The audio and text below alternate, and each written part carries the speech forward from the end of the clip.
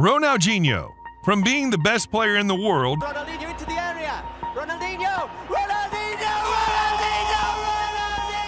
Ronaldinho! has become a criminal. He's locked up in a prison in Paraguay with only $6 in his bank account. What happened? The former Brazilian football star Ronaldinho and his brother are being detained in Paraguay. The tragic story of Ronaldinho begins from his childhood. He was born in one of the most dangerous cities in Brazil, Porto Alegre. It was a city where crime was a constant threat. His parents earned very little, and as a result, he and his siblings grew up in a small wooden shack. From birth, it was clear that it would be up to him to improve his family's life. However, there was one thing that kept them united: soccer. But they were so poor that they couldn't even afford to buy Ronaldinho proper soccer shoes. So his father lied to him, telling them that if he wanted to become a professional, he had to learn to play well without shoes in order to have better ball control. And perhaps his father was right, because Ronaldinho's older brother, Roberto, became the new soccer star of the favela at the age of 16.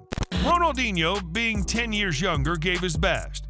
He wanted to make his father proud, and Roberto also helped Ronaldinho. The two of them trained on the streets every day. Both had the same dream to become professional players for their father. He knew they were something special, and after work he spent his spare time training with his boys, and then it happened. Roberto was signed by Grêmio, the professional soccer team of the city. They made a life-changing deal for the family. It wasn't just a signing bonus, the club also provided the family with a house with a pool and a safe area. Roberto had helped his family escape poverty, but only a few months later, Ronaldinho's life would change forever. He was returning home for Roberto's 18th birthday and was looking forward to celebrating, but when he entered the house, he saw everyone crying instead of celebrating.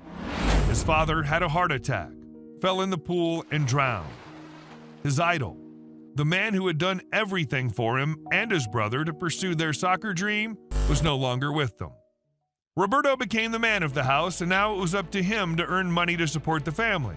And even though Ronaldinho was only 8 years old, he trained even harder, hoping to get a contract soon and help the family. The pressure weighed heavily on Roberto, but things initially went well. He helped Grêmio win titles, and he caught the attention of the national team. But then fate struck. He suffered a severe knee injury and had to stop playing for 8 months. It seemed like the focus was now on Ronaldinho, but he was ready. During his teenage years, he worked tirelessly on his soccer skills, and it paid off. Word spread about a soccer genius after his team won 23-0 against another team, and Ronaldinho scored all 23 goals. In 1998, the moment finally arrived. Grêmio signed him. He was officially a professional soccer player, and Roberto became his manager. What they had fought for their whole lives seemed to be coming true. But it was also tough for Ronaldinho because he knew that no matter how much success he achieved, his father would never be able to be at the stadium cheering for him.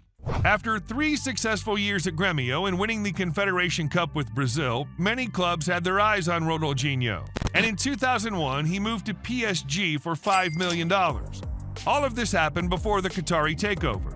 He had to prove his worth first and often started games from the bench. But he always played exceptionally well and soon secured a spot in the starting 11. He became the player of PSG. However, the PSG executives noticed a problem. Ronaldinho had become a major issue. He'd made it. He was a millionaire, a professional soccer player, and training was no longer his priority. Partying was. Almost every night he partied in the clubs of Paris and often showed up for training only on Fridays and for games on Saturdays. Despite this, his performance on the field remained outstanding. In 2003, PSG knew they had to sell him, and all the big clubs wanted him. He chose Barcelona, a club that was struggling to keep up with Real Madrid at the time, but he took the club to a whole new level. His skills were incredible, his dribbling was out of this world, and his smile was infectious. He won the FIFA Player of the Year award twice, the Ballon d'Or, and the Champions League. He also appeared in a Nike commercial, which was the first video on YouTube to surpass 1 million views. But all of this couldn't bring his father back. And after 3 years, concerns started to arise at Barcelona as well, because Ronaldinho had won it all and his attention had returned to partying. The whole issue escalated to the point where he showed up drunk to training. This happened just as another star was starting to make his mark at Barca, the young Leo Messi. And Ronaldinho took care of the shy boy and showed him the way. He helped Messi feel at home with the team and taught him how to handle the pressure. However, Barcelona didn't want Ronaldinho's bad behavior to influence Messi, and it also seemed like Ronaldinho wanted a change in scenery. So in 2008, he decided to move to Italy. He joined Milan, a club that wanted to give him a chance at redemption, and he started well, but then fell back into old habits. He became a regular guest of the Italian nightlife. Milan sold him after a few years, and Ronaldinho moved from one club to another. In the Brazilian club Fluminense, it seemed that he had a clause in his contract that allowed him to party during the night. In 2015, the time came. Soccer legend Ronaldinho distanced himself from the sport he loved, but even then his decision-making didn't improve. Even though he was no longer earning like during his active playing career, he didn't stop partying and excessive drinking. The truth is, he wasn't happy and didn't receive the help he needed, and the situation worsened. He refused to pay bills, got involved in dubious cryptocurrency operations, and repeatedly clashed with Brazilian authorities. For example, he illegally built a bridge on his property, so the authorities had no choice but to press charges against their idol. In court, it emerged that he had over $1 million in debt and only $6 in his bank account, from being a millionaire to having $6. As a result, the court confiscated his passport because it was suspected that Ronaldinho had hidden money somewhere. Everyone thought this was his lowest point. But then, Ronaldinho and Roberto committed one of the biggest mistakes of their lives. Ronaldinho Gaucho was arrested in Paraguay on Friday for allegedly attempting to enter the country with a fake passport. Both were arrested for attempting to enter Paraguay with fake passports. I mean, just look at them. The passports were for Paraguayan citizens, and Ronaldinho is well known in South America, so the officials knew he should have a Brazilian passport, and this one couldn't be real. Ronaldinho and his brother were imprisoned and faced a potential 5-year prison sentence. He repeatedly claimed that he didn't know the passports were fake and that he wasn't responsible for them. It was the people who had invited him to Paraguay. However, he wasn't released, so he ended up in a prison in Paraguay. But it seemed like he was returning to his old love. He started playing soccer with the other inmates, but nonetheless, he had to celebrate his 40th birthday alone behind bars.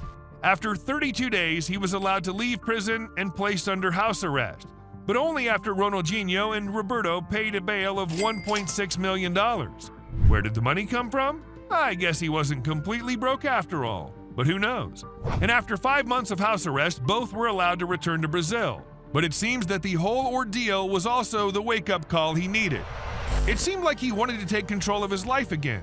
He became an ambassador for a soccer team stadium, founded a music studio, launched his own brand of gin, and focused on endorsement deals. Just a few months after his release from prison, we saw a photo of him on Instagram in March 2022 with a Rolls Royce. It seemed like he was earning well again.